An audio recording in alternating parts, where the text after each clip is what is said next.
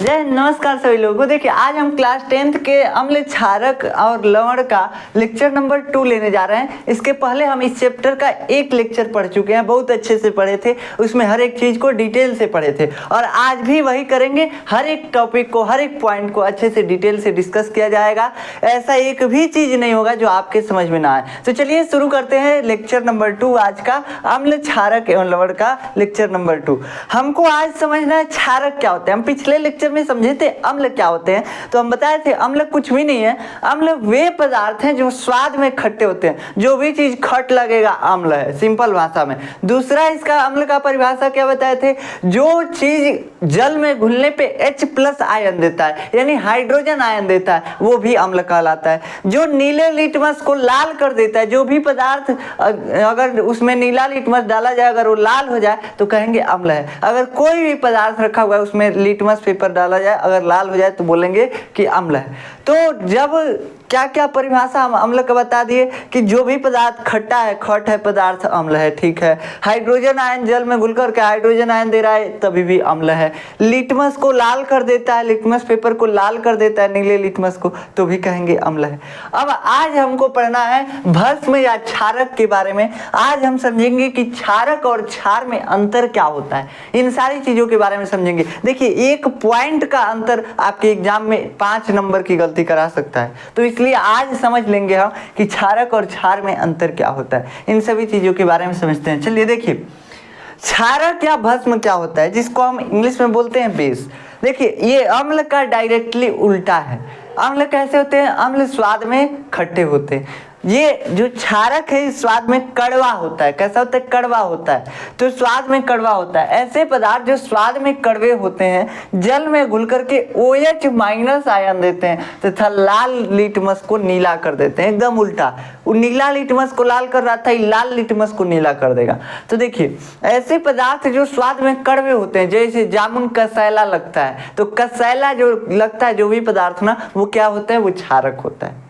क्या होता है, क्षारक होता है, यानी बेस होता है। जो भी कसैला लगेगा, कड़वा लगेगा, वो क्या है, वो क्षार है या क्षारक है। ठीक, अब देखिए ये जो होते हैं, जैसे अम्ल जल में घुल करके क्या दे रहा था, अम्ल जल में घुल करके हाइड्रोजन आयन दे रहा था, वैसे जो क्षारक है वो जल में घुल करके हाइड्रोक्साइड आयन देते हैं, यानी OH आयन देते हैं। देखिए जो अम्ल है और क्षार है दोनों पदार्थ ही हैं। अब इनको अगर हम जल में घोलें तो ये अपने आयनों में टूट जाते हैं। जैसे नमक को जल में घोलते हैं तो Na+ और Cl- में टूट जाता है, Na+ और Cl- में टूट जाता है। वैसे अम्ल और क्षारक को भी अगर जल में घोलते हैं तो वो भी क्या हो जाते हैं, जल में टूट जाते हैं, वियोजित हो जाते हैं। तो अगर हम क्षारक को जल में घोले, पानी में घोले, तो वो क्या देता है, OH- आयन देता है। अम्ल क्या दे रहा था, अम्ल H+ आयन दे रहा था, अम्ल H+। जैसे मान लीजिए KOH क्या है, एक क्षारक है। अब इसको KOH को इसमें घोलेंगे जल में तो क्या देगा, K+ और OH- देगा, K+OH- देगा। मतलब कि किसी भी क्षारक को अगर जल में घोला जाता है तो वो अपने आयनों में बिखर जाता है और उसमें से एक आयन OH आयन भी होता है, हाइड्रोक्साइड आयन भी होता है। तो वे पदार्थ जो हाइड्रोक्साइड आयन देते हैं जल में घुल करके, उनको क्या बोलते हैं, क्षारक बोलते हैं। जैसे वे पदार्थ जो जल में घुल करके H+ आयन देते हैं अम्ल कहलाते हैं, वैसे जो जल में घुल करके OH- देते हैं उसको क्षार बोलते हैं। याद रखना है, क्षारक बोलते हैं, क्षार अभी बताएंगे क्या होता है, क्षारक बोलते हैं। ठीक, अब ये जो है नीले लिटमस को लाल कर देते हैं। मान लीजिए KOH का विलयन रखा हुआ है, इसमें हम लिटमस पेपर, लाल लिटमस पेपर डाल रहे हैं, लाल लिटमस पेपर डाल रहे हैं। तो जैसे लाल लिटमस पेपर इसमें डालेंगे KOH के विलयन में, KOH क्या है, पोटेशियम हाइड्रोक्साइड, एक क्षारक है। तो अगर क्षारक के विलयन में लाल लिटमस को डालेंगे तो ये तुरंत अपना कलर बदल के नीला हो जाएगा। कैसा हो जाएगा, नीला हो जाएगा, तभी भी कहेंगे ये क्षार है। तो क्षारक के कितने परिभाषाएं हो गई, 3 परिभाषाएं। जैसे अम्ल की 3 परिभाषाएं थी वैसे इसकी भी। स्वाद में कैसे होते हैं क्षारक, स्वाद में कसैले होते हैं, स्वाद में कसैले होते हैं। ठीक, और दूसरा क्या है, जल में घुल करके हाइड्रोक्साइड आयन यानी OH आयन देते हैं, OH- आयन देते हैं। ठीक, लाल लिटमस को नीला कर देते हैं। ये 3 परिभाषा याद रखना है। ठीक, अम्ल का उल्टा देखो, इसमें यहाँ पे एग्जाम्पल याद कर लीजिए, सोडियम हाइड्रोक्साइड NaOH। जब सोडियम हाइड्रोक्साइड को जल में घोला जाता है तो Na+ और OH- में टूटता है। अब कैसे, देखिए अगर आपको पता लगाना है कौन अम्ल है कौन क्षार है, तो बाबू देखो अम्ल होगा तो उसमें H+ मिलेगा, क्षार होगा तो OH- मिलेगा। अगर अम्ल और क्षार में से कुछ नहीं है तो इसमें से कुछ नहीं मिलेगा, ना हाइड्रोजन मिलेगा ना OH आयन मिलेगा, यानी कि हाइड्रोक्साइड आयन मिलेगा। तो दोनों में से कोई एक चीज मिल रहा है यानी अम्ल या क्षार है। अगर कुछ भी नहीं मिल रहा है, हाइड्रोजन भी नहीं मिल रहा है और हाइड्रोक्साइड आयन भी नहीं मिल रहा है, तो क्या बोलेंगे कि ये ना तो अम्ल है ना तो क्षार है। समझ में आया? तो देखिए अम्ल में क्या मिल रहा था, हाइड्रोजन आयन, यहाँ पे हाइड्रोक्साइड आयन यानी OH आयन मिल रहा है। तो सोडियम हाइड्रोक्साइड क्या है, एक क्षारक है। जब इसको जल में घोला जाता है तो सोडियम आयन देता है और हाइड्रोक्साइड आयन देता है। हाइड्रोक्साइड आयन किसकी पहचान है, क्षारक की पहचान है। तो जब जल में घुलेगा तो हाइड्रोक्साइड आयन देगा। ऐसे कोई KOH potassium hydroxide, potassium hydroxide जब जल में घुलता है तो पोटेशियम आयन और OH आयन यानी कि हाइड्रोक्साइड आयन देता है। तो ये भी हाइड्रोक्साइड आयन दे रहा है यानी कि ये क्षारक है। तो ये इसके एग्जाम्पल हैं, आप याद कर सकते हैं। अब देखिए जो क्षार होता है, ये क्षार क्या होता है, क्षारक और क्षार में अंतर क्या होता है पहले समझ लेते हैं। देखिए क्षारक और क्षार बहुत ज्यादा अंतर है। जैसे नाम होता है मनीष और मनीषा, जेंडर चेंज हो जाएगा। समझ में आया?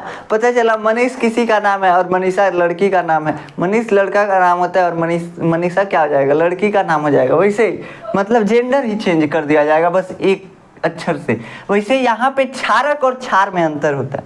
क्षारक क्या है, जो कसैला है, मतलब क्षारक का प्रवृत्ति क्या है, जो OH- देगा, जो OH- देगा वो क्षारक है। लेकिन क्षार क्या है, एल्कली क्या है, एल्कलाई, ठीक, एल्कली बोलते हैं इसको, एल्कली, ठीक। ये क्या होता है, वे क्षारक जो जल में विलय होते हैं। ऐसा क्षारक जो जल में घुल सकता है उसको क्या बोलते हैं, ये क्षार है। और जो जल में नहीं घुल सकता है वो क्षारक है। देखिए याद करने का तरीका क्या है, क्षारक, क्षारक में क्या लास्ट में आ रहा है, क्षारक में लास्ट में आ रहा है क। क्या आ रहा है बाबू, क से क्या होता है, कठोर, क से होता है कठोर। तो देखिए क्षारक जो होते हैं, हो सकता है वो क्षार हो और हो सकता है क्षार ना हो, क्षार हो और हो ना हो। इसका मतलब क्या बनता है, देखिए क्षारक का मतलब हम क्या बता दिए, बेस का मतलब हम क्या बता दिए कि जो OH- देगा वो क्षारक है या बेस है, जो OH- देगा वो क्षारक है या बेस है। अब इसमें से जो पानी में घुल गया वो क्षार है, इसमें से जो पानी में घुल गया वो क्षार है, और जो नहीं घुला उसको क्षार नहीं बोलेंगे। जो नहीं घुला उसको क्षार नहीं बोलेंगे, उसको क्षारक बोलेंगे। जो नहीं घुल रहा है उसको क्षारक बोलेंगे। जो घुल रहा है उसको क्षारक और क्षार दोनों बोल सकते हैं, क्षारक और क्षार दोनों बोल सकते हैं। जो पानी में घुल गया उसको क्षारक और क्षार दोनों बोल सकते हैं। जैसे कि पोटेशियम हाइड्रोक्साइड और सोडियम हाइड्रोक्साइड, इसको क्षारक भी बोल सकते हैं और क्षार भी बोल सकते हैं, इन दोनों को। क्यों? क्योंकि ये पानी में घुल सकते हैं। तो ये तो OH- दे रहे हैं इसलिए क्षारक बोल दिए, और ये पानी में भी घुल रहे हैं इसलिए इसको क्षार भी बोल दिए। तो इनको दोनों बोला जा सकता है। लेकिन कुछ क्षारक ऐसे होते हैं जो जल में नहीं घुलते हैं, जो पानी में नहीं घुलते हैं। जैसे कॉपर हाइड्रोक्साइड, कॉपर हाइड्रोक्साइड जल में नहीं घुलता है, तो अब उसको क्या बोलेंगे, उसको बस क्षारक बोल सकते हैं, क्षार नहीं बोल सकते हैं। जैसे यहाँ पे लिखा गया है, वे क्षारक जो जल में विलय होते हैं क्षार कहलाते हैं। NaOH यानी कि सोडियम हाइड्रोक्साइड, यह जल में विलय है, जल में घुल सकता है, इसको घोलेंगे जल में घुल जाएगा, तो इसलिए यह क्षारक और क्षार दोनों है। पहले से हमको मालूम था OH- दे रहा है इसलिए क्षारक है, और जल में घुल गया यानी क्षार भी है। OH- दे रहा था इसलिए क्षारक है, और जल में घुल भी गया इसलिए क्षार भी है। और अगर देखें कॉपर हाइड्रोक्साइड को, तो यह जल में अविलय है, नहीं घुल सकता है। अगर नहीं घुल सकता है तो इसलिए यह क्षारक तो है लेकिन क्षार नहीं है। क्षार क्या होते हैं, जो जल में घुल जाते हैं। लेकिन ये जो कॉपर हाइड्रोक्साइड है बाबू, ये जल में नहीं घुल पा रहा है, इसलिए ये क्या है, ये क्षारक बस है, क्षार नहीं है। जो जल में घुलता है उसी को क्षार बोल सकते हैं। तो ये क्षार नहीं है, कॉपर हाइड्रोक्साइड क्षार नहीं है, ठीक।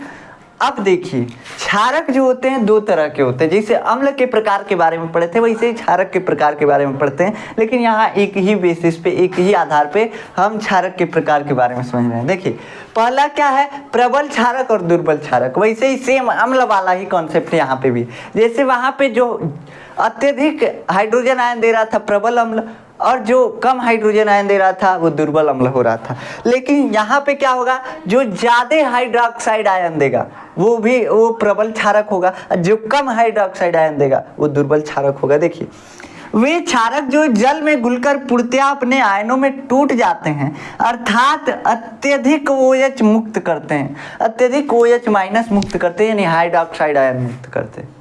तो जो ज्यादा हाइड्रोक्साइड आयन दे रहा है जल में घुल करके, जो एकदम अच्छे से बिखर जा रहा है, जैसे आप लोग में कई लोग होंगे एकदम दिल टूट गया होगा, बिखर गए होंगे, है कि नहीं, तो वो क्या हो गए, प्रबल आशिक हो गए। वैसे यहाँ पे आशिकी मतलब समझते हैं, तो प्रबल आशिक हो गए। वैसे यहाँ पे प्रबल क्षार क्या है, तो जो टूट जाए, एकदम बिखर जाए जल में, और जितना बिखरेगा उतना ही OH आयन मिलेगा, जितना ज़्यादा बिखरेगा उतना ही OH माइनस आयन मिलेगा। तो वे क्षारक जो जल में घुलकर पूर्णतया अपने आयनों में टूट जाते हैं, अर्थात अत्यधिक OH मुक्त करते हैं, अत्यधिक OH माइनस मुक्त करते हैं, तो वो क्या होते हैं, प्रबल क्षारक होते हैं। अब इसमें क्या आ जाता है, पोटेशियम हाइड्रोक्साइड और सोडियम हाइड्रोक्साइड, ये सोडियम हाइड्रोक्साइड, पोटेशियम हाइड्रोक्साइड, ठीक। अब दुर्बल क्या होते हैं, दुर्बल मतलब जो अच्छे से नहीं टूटा हुआ है। कई लोग अच्छे से नहीं टूटते हैं, कई लोग एक गया जिंदगी में से दूसरा आ गया, एक गया दूसरा आ गया, कोई दिक्कत नहीं, आते जाता रहता है, समझ में आया। लेकिन यहाँ पे क्या होता है, तो वो दुर्बल रूप से आशिक हैं, दुर्बल आशिक हैं। वैसे यहाँ पे दुर्बल क्षारक, वे क्षारक जो जल में घुलकर पूर्णतया अपने आयनों में नहीं टूटते, अर्थात कम OH माइनस मुक्त करते हैं, कम हाइड्रोक्साइड आयन देते हैं, तो उनको क्या बोलते हैं, उनको दुर्बल क्षारक यानी वीक बेस बोलते हैं, वीक बेस। अब इसमें क्या आता है, अमोनियम हाइड्रोक्साइड, और क्या आता है, सोडियम हाइड्रोजन कार्बोनेट। तो ये दोनों आते हैं, याद रखिएगा। देखिए जो भी एग्जाम्पल इसमें बताए हैं ये क्या है, तो ये प्रबल क्षारक है, और जो नहीं बताए हैं वो दुर्बल क्षारक है। देख ही रहे हैं, देखने से ही मालूम चल जा रहा है, दुर्बल का लंबा लंबा फार्मूला है, समझ में आ रहा है। अब देखिए लवण, लवण क्या होता है, जिसको साल्ट बोलते हैं। बहुत ज़्यादा गर्मी है, पढ़ने में भी दिक्कतें हो रही हैं इस समय, तो आप देख ही रहे हैं कोचिंग लाइब्रेरी सब बंद हो गया है। तो छोड़िए, देखिए हम अपने सिलेबस पे आते हैं। लवण यानी साल्ट। साल्ट क्या होता है, अम्ल क्षारक की परस्पर अभिक्रिया से लवण प्राप्त होता है। जैसे आप नमक वमक देखे होंगे, नमक खाते भी हैं, सब्जी में नमक तो पड़ता है, तो नमक क्या है, साल्ट है। वो कैसे बना हुआ है, तो जब अम्ल और क्षार अभिक्रिया करते हैं तो क्षार बनता है, सॉरी लवण बनता है। जैसे देखिए सोडियम हाइड्रोक्साइड, हाइड्रोक्साइड क्या है, ये क्षार है, और HCl hydrochloric acid, hydrochloric acid ये क्या है, अम्ल। तो जब ये दोनों अभिक्रिया किए हुए हैं तो क्या बना हुआ है, NaCl, जिसका नाम हम नमक देते हैं, जिसको हम सब्जी में डालते हैं। तो देखिए एक क्षार और एक अम्ल अभिक्रिया किए हुए, दोनों आपस में मिले हैं, तो क्या बन गया है, ये नमक बन गया है, यानी कि साल्ट बन गया है। तो जब अम्ल और क्षार आपस में अभिक्रिया करते हैं तो क्या बनता है, लवण प्राप्त होता है, यानी साल्ट प्राप्त होता है। ये ना तो अम्लीय होता है ना तो क्षारीय होता है। अभी हालांकि पढ़ेंगे कि अम्लीय लवण भी होते हैं और क्षारीय लवण भी होते हैं, लेकिन अगर सिंपल भाषा में बोला जाए तो ये ना तो अम्ल है ना तो क्षार है, ये दोनों के बीच का है। देखिए होता क्या है, एक चीज होता है pH, क्या होता है बाबू, pH, जो कि अम्ल की प्रबलता को और क्षार की प्रबलता को मापता है। स्केल होता है, pH स्केल होता है, तो pH मापा जाता है। pH क्या होता है, तो ये बताता है कोई पदार्थ कितना अम्लीय है, या कोई पदार्थ कितना क्षारीय है, या कोई पदार्थ उदासीन है कि नहीं। तो देखिए pH जो होता है 0 से लेकर के 1 से लेकर के और 14 तक होता है, ठीक। pH स्केल हो सकता है हम हल्का सा भूल रहे हों, तो देखिए 1 से लेकर के मान लेते हैं 14 तक, ठीक। 0 से शायद होता है, 0 से 14 तक होता है। बीच में क्या होता है, बीच में क्या होता है, 7 होता है। तो pH इसके लिए है, अगर कोई पदार्थ अम्लीय है तो उसका pH 7 से कम होगा। अगर कोई पदार्थ अम्लीय है तो उसका pH 7 से कम होगा। अगर कोई पदार्थ क्षारीय है तो उसका pH 7 से अधिक होगा। 7 से कम तो अम्लीय, 7 से अधिक तो क्षारीय, 7 से कम तो अम्लीय, 7 से अधिक तो क्षारीय। क्षारीय प्रकृति होती है, क्षारक होते हैं। तो अगर 7 से कम है तो अम्लीय, 7 से ऊपर है क्षारीय, और अगर 7 है तो क्या है, उदासीन है। जैसे कि लवण होते हैं, लवण जो साल्ट होते हैं ये उदासीन होते हैं, ना तो ये अम्लीय होते हैं ना तो ये क्षारीय होते हैं। तो ना तो ये अम्लीय है ना तो क्षारीय, मतलब इनका pH कितना है, 7 है। ये बता रहा है कि ये उदासीन बिंदु है, ये अम्लीय बिंदु, ये क्षारीय बिंदु, और बीच में उदासीन, मतलब ना तो अम्ल है ना तो क्षारीय। तो साल्ट भी वैसे होते हैं, अम्ल और क्षार आपस में मिलते हैं तो अभी बोले दोनों एक दूसरे के अपोजिट है, दोनों एक दूसरे के प्रभाव को खत्म कर देंगे सब और न्यूट्रल हो जाएंगे। अम्ल और क्षार दोनों अभिक्रिया करके न्यूट्रल हो जाएंगे, दोनों एक दूसरे के प्रभाव को खत्म कर देंगे। तो यहाँ से देखिए सोडियम हाइड्रोक्साइड और HCl जब मिलता है तो NaCl बनता है, नमक बनता है जिसका pH 7 होता है, मतलब कि ना तो अम्लीय है ना तो क्षारीय है, ये उदासीन है, ठीक। और जल मिलता है यानी कि पानी मिलता है।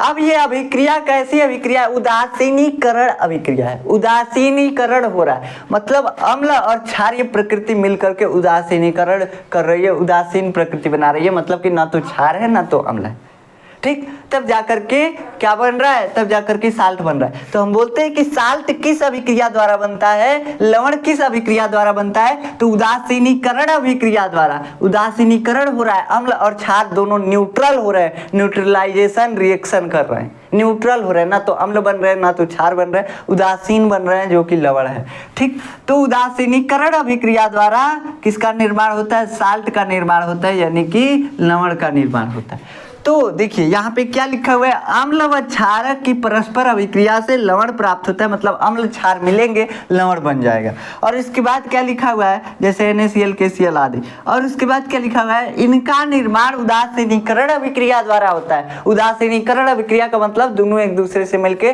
दोनों एक दूसरे के प्रभाव को खत्म कर देंगे, न्यूट्रल कर देंगे दोनों एक दूसरे को, तो उसी को उदासीनीकरण अभिक्रिया बोल रहे हैं। अम्ल और क्षार जब मिलते हैं तो लवण बनता है और उसके साथ साथ जल भी बनता है, यानी पानी भी बनता है।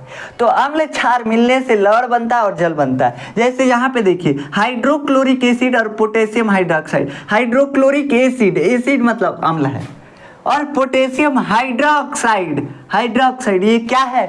ये क्षार है। तो अम्ल और क्षार जब अभिक्रिया किए हैं तो क्या बना है? KCl यानी कि पोटेशियम क्लोराइड। ये भी क्या है? ये भी साल्ट है। क्या है बाबू? साल्ट है, यानी कि लवण है। पोटेशियम क्लोराइड क्या बना है? साल्ट है। क्यों साल्ट है? देखिए ना तो इसमें हाइड्रोजन आयन है ना ही हाइड्रोक्साइड आयन। तो हाइड्रोजन आयन रहता तो अम्ल होता, हाइड्रोक्साइड आयन रहता तो क्षार होता, लेकिन इसमें कुछ नहीं, इसलिए लवण है। समझ में आया? लवण है।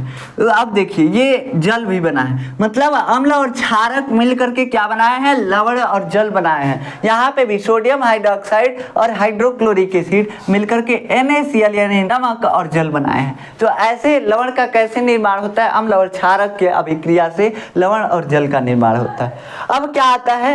अम्लीय लवण और क्षारीय लवण भी होते हैं। अम्लीय लवण क्या होते हैं? वे लवण जिनमें H+ आयन उपस्थित होते हैं उन्हें अम्लीय लवण कहते हैं। अब ये बनते कैसे? जब हम उदासीनीकरण अभिक्रिया कराते हैं, और पूरी तरीके से उदासीनीकरण अभिक्रिया नहीं हो पाती है, पूरी तरीके से उदासीनीकरण अभिक्रिया नहीं हो पाती, मतलब कोई प्रबल है और कोई दुर्बल है, कोई प्रबल है कोई दुर्बल है। देखिए यहाँ पे क्या है? यहाँ पे H2SO4, H2SO4 के पास हाइड्रोजन आयन 2 गो है, और इसके पास कितना है? इसके पास हाइड्रोक्साइड आयन 1 है। तो हाइड्रोक्साइड आयन और हाइड्रोजन आयन ही मिलकर के तो न्यूट्रलाइजेशन रिएक्शन कर रहे हैं, दोनों न्यूट्रल कर रहे हैं, यही तो दोनों मिलकर के न्यूट्रल कर रहे हैं, जल बना करके बाहर निकल जा रहे हैं, तो यही न्यूट्रल कर रहे हैं। लेकिन यहाँ पे देखेंगे तो यहाँ पे H2 मतलब हाइड्रोजन आयन जो है 2 गो है, और यहाँ पे OH आयन जो है 1 गो है। तो जब OH आयन एक हाइड्रोजन से अभिक्रिया करेगा तो H2O बना देगा, H2O बना देगा, और एगो हाइड्रोजन इधर ये रह जाएगा, एगो हाइड्रोजन H+ आयन इधर ये रह जाएगा। अब ये H+ आयन जाकर के लवण से चिपक जाता है, H+ आयन जाकर के लवण से चिपक जाता है। तो जब H+ चिपक गया, H+ है मतलब ये अम्लीय है। लवण तो बना लेकिन उसमें एगो H+ एक्स्ट्रा रह गया, इसलिए उसको बोल दिए अम्लीय लवण हो गया। अम्लीय लवण हो गया मतलब इसकी प्रकृति क्या है? अम्लीय है।